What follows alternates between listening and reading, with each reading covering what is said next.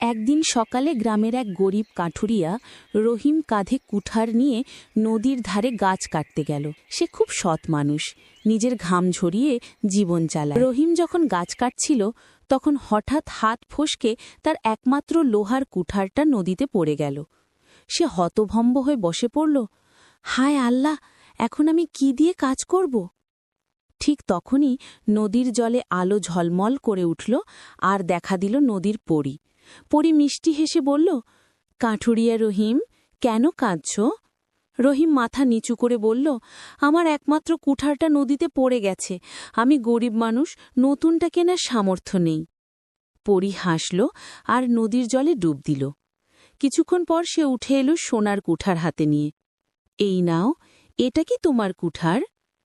রহিম অবাক করে বলল, না মা, এটা আমার নয়, আমারটা ছিল সাধারণ লোহার। পরী আবার জলে ডুব দিল। এবার নিয়ে এলো রূপার কুঠার। রহিম মাথা নাড়িয়ে বলল, এটাও আমার নয় মা। শেষবার পরী ডুব দিয়ে উঠল পুরনো লোহার কুঠার নিয়ে। রহিম খুশি হয়ে বলল, এইটা আমার কুঠার মা। পরী মুগ্ধ হয়ে বলল, তুমি সৎ মানুষ রহিম, তোমার সততার পুরস্কার হিসেবে 3টা কুঠারই তোমাকে দিচ্ছি।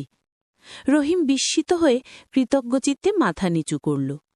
সেদিন সে 3টা কুঠার নিয়ে ফিরে গেল গ্রামে। সবাই অবাক হয়ে শুনল ঘটনাটা। ধনী হাজী সাহেব লোভে পড়ে গেলেন। তিনি ভাবলেন, আমিও নদীতে কুঠার ফেলব, আমিও সোনার কুঠার পাব।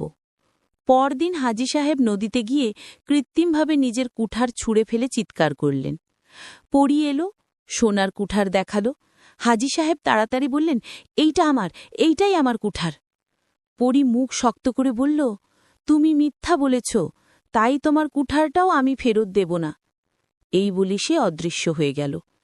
হাজী সাহেব হতভম্ব হয়ে বাড়ি ফিরলেন, আর গ্রামের সবাই জানল, সততার ফল মেলে আর লোভের ফল শূন্য।